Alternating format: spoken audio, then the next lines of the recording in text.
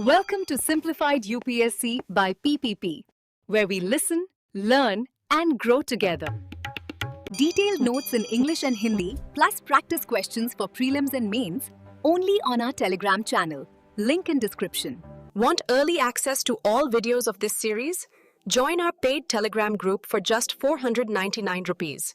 One-time payment, lifetime access. WhatsApp now to join us. Simplified UPSC by PPP YouTube channel पर आप सबका स्वागत है। और हाँ, अगर आप हमारे इस प्रयास का समर्थन करना चाहते हैं, मतलब ताकि हम आपके लिए ऐसा ही उपयोगी कंटेंट लाते रहें, तो प्लीज़ हमें यूट्यूब पर सब्सक्राइब करें और हमसे जुड़ें। आज हम इतिहास की एक ऐसी कहानी पर बात करने जा रहे हैं जो हमारे आज को, हमारी दुनिया को सीधे तौर पर शक्ल देती है।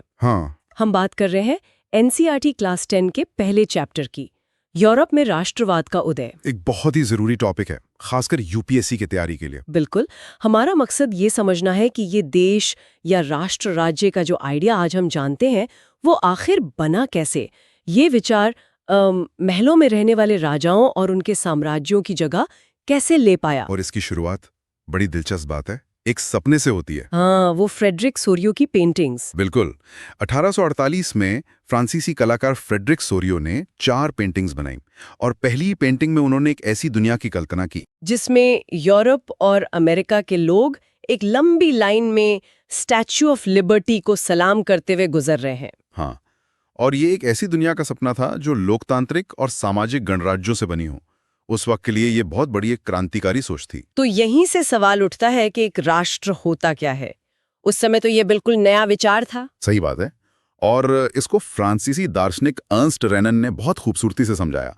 उन्होंने कहा कि एक राष्ट्र सिर्फ एक जैसी भाषा, नस्ल या धर्म से नहीं बनता। तो फिर किससे बनता है? ये तो पीढ़ियों की मेहनत, कुर्बानियों और एक दूसरे से जुड़ाव की एक लंबी कहानी का नतीजा होता है। एक साझा विरासत और मिलकर कुछ बड़ा करने की इच्छा। तो ये जो राष्ट्रवाद की चिंगारी थी, ये सबसे पहले कहाँ और कैसे भड़की? लगता है सारे रास्ते 1789 की फ्रांसीसी क्रांति की तरफ ही जाते हैं। एकदम सही। राष्ट्रवाद की पहली और सबसे साफ झलक हमें फ्रांसीसी क्रांति में ही मिलती है। अच्छा? ने सत्ता राजा के हाथों से छीनकर फ्रांस के आम नागरिकों को सौंप दी। अब सवाल ये था कि इन अलग अलग लोगों में हम एक हैं की भावना कैसे जगाई जाए। हाँ, एक सामूहिक पहचान कैसे बनाई जाए। बिल्कुल, इसके लिए कई कदम उठाए गए, जैसे लापात्री यानी पितृभूमि और लेस हितों हैं यानी नागरिक जैसे विचार लाए गए। मतलब लोग खुद को किसी राजा की प्रजा नहीं बल्कि एक जमीन का हिस्सा और एक दूसरे का साथी समझें। सही, और इसके साथ साथ प्रतीक भी बदले गए। पुराना शाही झंडा हटाकर नया तिरंगा लाया गया। और कानून? एक सेंट्रलाइज सिस्टम बनाया गया जहां हर नागरिक के लिए एक जैसा कानून था, चाहे वो किसी भी वर्ग का हो। देश के अंदर व्यापार पर जो अलग अलग टैक्स लगते थे वो खत्म कर दिए गए। अच्छा। और नाप तौल का भी एक ही सिस्टम लागू किया गया। और हाँ, पेरिस में बोली जाने वाली फ्रेंच को पूरे देश की साझा भाषा बना दिया गया। तो ये सब एक सामूहिक पहचान बनाने की कोशिशें थीं। और फिर एंट्री होती है नेपोलियन की। फ्रांसीसी क्रांति के विचार तो बहुत अच्छे थे, लेकिन वो फ्रांस की सीमाओं में ही कैद थे। नेपोलियन आते हैं और वो इन विचारों को तलवार के दम पर पूरे यूरोप में फैलाते हैं। ये एक तरह का विरोधाभास नहीं है? यही तो नेपोलियन की कहानी का सबसे दिलचस्प पहलू है। उनका 1804 का सिविल कोड, जिसे नेपोलियन कोड भी कहते हैं। हाँ, वो तो बहुत महत्वपूर्ण है। वो एक क्रांतिकारी दस्तावेज था। उसने जन्म के आधार पर मिलने वाले सारे विशेषाधिकार खत्म कर दिए। मतलब अब कोई खास पैदा नहीं होता। बिल्कुल, कानून के सामने सब बराबर और संपत्ति के अधिकार को सुरक्षित किया। और उन्होंने इसे सिर्फ फ्रांस में नहीं बल्कि Dutch Republic, Switzerland, Italy, Germany, जहां जहां उनका कब्जा था वहां भी लागू किया। सामंती व्यवस्था भी खत्म की थी उन्होंने। हाँ, और किसानों को गुलामी जैसे कर्जों से आजाद किया। लेकिन कहानी में एक मोड़ आता है। शुरू में तो हॉलैंड और स्विट्जरलैंड जैसे देशों में फ्रांसीसी सेना का स्वागत आजादी के दूत की तरह हुआ, पर यह जोश जल्दी ठंडा हो गया। ऐसा क्यों हुआ? लगा हाँ, ताकि बाकी यूरोप को जीता जा सके। तो ये सब उन सुधारों के फायदों पर भारी पड़ने लगा, और जो स्वागत कर रहे थे वही दुश्मन बन गए। तो नेपोलियन के जाने के बाद यूरोप में एक अजीब सा खालीपन था। उनकी फैलाई क्रांति की आग तो जल रही थी, लेकिन अब सत्ता कौन संभालेगा? इसका जवाब शायद हमें उस वक्त के समाज में मिलता है। बिल्कुल, उस दौर में आज की तरह जर्मनी, इटली जैसे देश नहीं थे। ये इलाका छोटे छोटे राज्यों और साम्राज्यों में बटा था, जैसे हैब्सबर्ग साम्राज्य, समाज में मोटे तौर पर दो वर्ग थे। एक तो कुलीन वर्ग यानी अरिस्टोक्रेसी, हाँ, जिनके पास जमीनें थीं, ताकत थी, और दूसरा था किसानों का विशाल वर्ग। और इन्हीं दोनों के बीच एक नया वर्ग उभर रहा था, है ना? हाँ, मिडिल क्लास। और यही नया मध्यम वर्ग इस कहानी का असली हीरो है। देखिए, कुलीन वर्ग को तो कोई बदलाव चाहिए ही नहीं था, उनकी तो सत्ता थी, और गरीब किसान अपनी रोजमर्रा की लड़ाई में उलझे थे। तो ये जो नया पढ़ा लिखा मिडिल क्लास था, वकील, प्रोफेसर, व्यापारी, इनके पास पैसा भी था और महत्वाकांक्षा भी, लेकिन राजनीतिक ताकत नहीं थी। सही। और राष्ट्रवाद इनके लिए ऊपर उठने का एक जरिया बना। इनके लिए राष्ट्रवाद का मतलब था उदारवादी राष्ट्रवाद। उदारवादी राष्ट्रवाद, ये सुनने में थोड़ा भारी शब्द लगता है। इसे आसान भाषा में कैसे समझ सकते हैं? इसके दो पहलू हैं। राजनीतिक तौर पर ये लोग चाहते थे कि सरकार सबकी सहमति से बने, किसी एक राजा की मर्जी से नहीं। वो संविधान चाहते थे, संसद चाहते थे, और तानाशाही का अंत चाहते थे। लेकिन यहाँ एक पेच है। ये लोग सबको वोट देने का अधिकार यानी यूनिवर्सल सफरेज के पक्ष में नहीं थे, है ना? बिल्कुल नहीं थे। वोट का अधिकार सिर्फ उन पुरुषों को मिलना था जिनके पास संपत्ति हो। अच्छा, तो महिलाओं और गरीब पुरुषों को अभी भी बराबरी का हक नहीं मिला था। बिल्कुल। और इसका आर्थिक पहलू क्या था? आर्थिक तौर पे ये बाजारों की आजादी चाहते थे। उस वक्त एक राज्य से दूसरे राज्य में सामान ले जाने पर कई तरह के टैक्स लगते थे। जर्मनी में तो 30 से ज्यादा मुद्राएं थीं। बाप रे, व्यापार करना तो बहुत मुश्किल रहा होगा। बिल्कुल ज्यादा। इसी समस्या को सुलझाने के लिए 1834 में प्रशिया की पहल पर ज़ोलवेराइन नाम का एक कस्टम यूनियन बना। इसने ये सारे टैक्स बैरियर हटा दिए और मुद्राओं की संख्या 30 से घटाकर सिर्फ 2 कर दी। इसने तो व्यापार को रॉकेट की तरह स्पीड दे दी होगी। और लोगों को पहली बार आर्थिक रूप से एक जर्मन होने का एहसास कराया। तो 1815 में नेपोलियन हार गए और पुरानी राजशाही ताकतें मतलब रूढ़िवादी फिर से हावी हो गईं। बिल्कुल। लेकिन ये जो नया उदारवादी राष्ट्रवादी वर्ग था, वो चुप बैठने वाला नहीं था। बिल्कुल नहीं। दमन के डर से ये लोग अंडरग्राउंड हो गए और गुप्त संगठन बनाने लगे। यहीं पर एक बहुत बड़ा नाम सामने आता है, इटली के जुसेप्पे मैत्सीनी। मैत्सीनी एक जोशीले क्रांतिकारी। हाँ, उनका मानना था कि भगवान ने इंसानों को राष्ट्रों में बांटा है, साम्राज्यों में नहीं। इसलिए इटली को छोटे छोटे राज्यों का चित्रा बने रहने की जगह एक होकर एक गणराज्य बनना चाहिए। उनके विचारों में जरूर कोई ऐसी बात होगी कि यूरोप की सबसे बड़ी ताकतों के शासक उनसे डरने लगे। उन्होंने यंग इटली और यंग यूरोप जैसे संगठन बनाए, जिनमें पोलैंड, फ्रांस, इटली और जर्मनी के नौजवान जुड़े। उनका राजशाही का खुला विरोध रूढ़िवादियों की नींव हिला रहा था। इसीलिए ऑस्ट्रिया के चांसलर मैटरनिख ने उन्हें हमारी सामाजिक व्यवस्था का सबसे खतरनाक दुश्मन कहा था। बिल्कुल। और ये गुस्सा सिर्फ गुप्त संगठनों तक सीमित नहीं रहा। 1830 से 1848 का दौर तो क्रांतियों का दौर कहलाता है। हाँ, फ्रांस में क्रांति हुई, बेल्जियम आजाद हुआ। और हाँ, यूनान का स्वतंत्रता संग्राम, उसे कैसे भूल सकते? यूनान की आजादी की लड़ाई ने पूरे यूरोप के पढ़े लिखे लोगों में एक नई जान फूंक दी। कवियों और कलाकारों ने यूनान को यूरोपीय सभ्यता का पालना कहना शुरू कर दिया। सॉफ्ट पावर का इस्तेमाल। हाँ, एक तरह से उन्होंने एक मुस्लिम ऑटोमन साम्राज्य के खिलाफ यूनान के संघर्ष के लिए पूरे यूरोप में माहौल बनाया।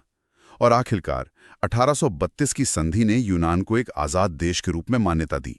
इससे एक बात साफ होती है कि राष्ट्रवाद सिर्फ लड़ाइयों और राजनीति से नहीं फैलता, संस्कृति, कला और भाषा की भी इसमें एक बड़ी भूमिका होती है। आपने बिल्कुल सही पकड़ा। संस्कृति ने राष्ट्रवादी भावनाओं को जगाने में बहुत अहम भूमिका निभाई। पोलैंड का उदाहरण लीजिए, जिसे बड़ी ताकतों ने आपस में बांट लिया था। हाँ, वहाँ संगीत और भाषा के जरिए राष्ट्रीय भावना को जिंदा रखा गया। कैरोल कुरपिंस्की ने अपने ओपेरा और संगीत से, और पोलोनेज तखमज्झुर्का जैसे लोक नृत्यों को राष्ट्रीय प्रतीकों में बदलकर संघर्ष की भावना जगाई रखी। और जब रूसी हुकूमत ने पोलिश भाषा पर पाबंदी लगाई तो लोग चर्च में और निजी तौर पर पोलिश भाषा का इस्तेमाल करके अपना विरोध जताते थे। भाषा ही संघर्ष का प्रतीक बन गई। लेकिन इसी दौर में 1830 के दशक में यूरोप में आर्थिक हालात बहुत खराब थे। हाँ, आबादी बढ़ रही थी, बेरोजगारी थी, खाने की कमी थी, और इस हताशा ने भी क्रांतियों को हवा दी। जैसे 1845 में सिलेशिया में बुनकरों का विद्रोह। हाँ, वो एक बहुत दर्दनाक उदाहरण है। ठेकेदार उन्हें कच्चा माल देकर कपड़ा बनवाते थे, लेकिन पैसे बहुत कम देते थे। तंग आकर बुनकरों ने विद्रोह कर दिया। यही गुस्सा 1848 की क्रांति की जमीन तैयार कर रहा था। और फिर 1848 में उदारवादियों की क्रांति हुई। जर्मनी में फ्रैंकफर्ट संसद में एक राष्ट्र राज्य बनाने की कोशिश हुई, लेकिन उसे कुचल दिया गया। हाँ, राजा और सेना ने उसे कुचल दिया। एक मिनट, यहां मुझे एक बात समझ नहीं आई। महिलाएं क्रांतियों में बराबर हिस्सा ले रही हैं, संघ बना रही हैं, प्रदर्शन कर रही हैं, लेकिन जब अधिकार देने की बात आती है तो उन्हें सिर्फ दर्शक दीर्घा में खड़ा कर दिया जाता है। ये उस दौर का एक बड़ा विरोधाभास था। महिलाओं ने आंदोलनों में सक्रिय रूप से भाग लिया, लेकिन जब फ्रैंकफर्ट संसद बैठी तो उन्हें वोट देने का अधिकार नहीं दिया गया। उदारवादी आंदोलन में भी राजनीतिक अधिकार पुरुषों तक ही सीमित थे। तो 1848 की क्रांति भी एक तरह से नाकाम रही। इसका मतलब क्या हुआ? क्या राष्ट्रवाद का विचार खत्म हो गया? खत्म नहीं हुआ, बल्कि उसका रूप बदल गया। 1848 के बाद राष्ट्रवाद का लोकतंत्र और क्रांति से रिश्ता कमजोर पड़ गया। तो फिर क्या हुआ? अब रूढ़िवादियों ने, यानी राजाओं और उनकी सरकारों ने, इस भावना का इस्तेमाल अपने फायदे के लिए करना शुरू कर दिया। उन्होंने महसूस किया कि एक मजबूत राष्ट्र बनाकर वो अपनी सत्ता और बढ़ा सकते हैं। अच्छा, तो मतलब क्रांतिकारियों ने जो खेल शुरू किया था उसे पुराने खिलाड़ियों ने ही अपने तरीके से खत्म किया। इसका सबसे बड़ा उदाहरण शायद जर्मनी का एकीकरण है। बिल्कुल। जर्मनी को एक करने का काम किसी उदारवादी क्रांतिकारी ने नहीं, बल्कि प्रशिया के मुख्यमंत्री ओटो वॉन बिस्मार्क ने किया। खून और लोहे की नीति वाले बिस्मार्क। हाँ, उन्होंने ये काम सेना और नौकरशाही की मदद से किया। 7 साल के अंदर ऑस्ट्रिया, डेनमार्क और फ्रांस के साथ 3 लड़ाइयां लड़ी और जीती। और जनवरी 1871 में वर्साय के शीश महल में प्रशिया के राजा विलियम प्रथम को एकीकृत जर्मनी का सम्राट घोषित कर दिया गया। सही। और इटली की कहानी भी कुछ ऐसी ही है। वो भी तो 7 राज्यों में बटा हुआ था। हाँ, इटली के एकीकरण की कहानी भी बड़ी दिलचस्प है। इसका नेतृत्व किया सार्डिनिया पीडमोंट के मुख्यमंत्री केवूर ने, जो खुद न तो कोई क्रांतिकारी थे और न ही लोकतंत्र में यकीन रखते थे। वो तो एक चतुर कूटनीतिज्ञ थे। हाँ, उन्होंने फ्रांस से दोस्ती की और ऑस्ट्रिया को हराया। उधर दक्षिण में जुसेपे गैरिबाल्डी ने अपनी रेड शर्ट सेना के साथ स्थानीय किसानों का समर्थन हासिल किया और स्पेनी शासकों को भगा दिया। और अंत में 1861 में विक्टर इमैनुअल द्वितीय को एकलिश इटली का राजा घोषित कर दिया गया। बिल्कुल। तो अब देश बन गए थे। लेकिन देश सिर्फ जमीन का टुकड़ा तो नहीं होता। लोगों को ये महसूस कैसे कराया जाए कि वो इस देश का हिस्सा हैं? यहीं पर कलाकारों ने एक नया तरीका निकाला। उन्होंने राष्ट्र को एक इंसान के रूप में, खासकर एक महिला के रूप में चित्रित करना शुरू किया। इसे रूपक या एलेगोरी कहते हैं। जैसे फ्रांस में मारियान। हाँ, जो आज़ादी और गणतंत्र का प्रतीक थी। लाल टोपी, तिरंगा, उसकी मूर्तियां चौराहों पर लगाई गईं, उसकी तस्वीरें सिक्कों और डाक टिकटों पर छापी गईं। और जर्मनी में जर्मेनिया। सही, जर्मनी में ये जर्मेनिया बनी, जो बलूत यानी ओक के पत्तों का मुकुट पहनती थी, क्योंकि जर्मन ओक को वीरता का प्रतीक माना जाता था। टूटी हुई बेड़ियां आज़ादी का प्रतीक थीं और हाथ में तलवार इस बात का कि जर्मनी मुकाबले के लिए तैयार है। इस पूरी कहानी का अंत मुझे लगता है एक चेतावनी के साथ होता है। 19वीं सदी के आखिर तक आते आते राष्ट्रवाद का वो शुरुआती आदर्शवादी रूप कहीं खो गया। वो एक संकीर्ण और आक्रामक विचारधारा बन गया। राष्ट्रवादी समूह अब एक दूसरे से नफरत करने लगे और हमेशा लड़ने के लिए तैयार रहते थे। और इसका सबसे खतरनाक रूप हमें बाल्कन क्षेत्र में देखने को मिला। बिल्कुल, ये इलाका ओटोमन साम्राज्य के कंट्रोल में था और यहाँ अलग अलग जातियों और धर्मों के लोग रहते थे। जैसे ही ओटोमन साम्राज्य कमजोर हुआ, यहाँ की राष्ट्रीयताओं ने अपनी आज़ादी के लिए संघर्ष शुरू कर दिए। और बड़ी यूरोपीय शक्तियों ने इस आग में घी डालने का काम किया। हाँ, रूस, जर्मनी, इंग्लैंड, ऑस्ट्रो हंगरी, हर बड़ी ताकत इस इलाके में अपना प्रभाव बढ़ाना चाहती थी। उन्होंने अपने साम्राज्यवादी मकसदों को पूरा करने के लिए यहाँ के राष्ट्रीयता आंदोलनों का इस्तेमाल किया। और नतीजा ये हुआ कि बाल्कन क्षेत्र एक पाउडर केग यानी बारूद का ढेर बन गया। और इसी के कारण वहाँ कई लड़ाइयाँ हुईं और आखिरकार 1914 में पहले विश्व युद्ध की चिंगारी भी यहीं से भड़की। तो कुल मिलाकर 19वीं सदी के यूरोप का सफर राजशाही साम्राज्यों से निकलकर आधुनिक राष्ट्र राज्यों तक पहुंचने का एक बहुत ही जटिल और उतार चढ़ाव भरा रास्ता था। इसमें क्रांतियां थीं, युद्ध थे, संस्कृति का योगदान था और उदारवादियों और रूढ़िवादियों की अपनी अपनी चालें थीं। हाँ, यहाँ एक सवाल सोचने के लिए रह जाता है। इस अध्याय से ये तो पता चलता है कि राष्ट्रवाद का विचार यूरोप से कैसे फैला, लेकिन स्रोत ये भी बताते हैं कि दुनिया में हर जगह लोगों ने साम्राज्यवाद के खिलाफ लड़ते हुए अपनी तरह का राष्ट्रवाद विकसित किया। और यहीं से एक महत्वपूर्ण सवाल खड़ा होता है। हाँ, कि राष्ट्र राज्य के इस यूरोपीय मॉडल ने भारत जैसे दुनिया के बाकी हिस्सों में राष्ट्रवाद को कैसे प्रभावित किया और हमारा राष्ट्रवाद उससे कितना अलग था। सिंप्लीफाइड यूपीएससी बाय पीपीपी के साथ अपनी तैयारी को और बेहतर बनाने के लिए हमारे YouTube चैनल को सब्सक्राइब करना ना भूलें। अगली बार फिर मिलेंगे एक और ऐसी ही गहरी चर्चा के साथ। Thanks for watching. Follow us on Telegram and Instagram. Don't forget to like, share, and subscribe.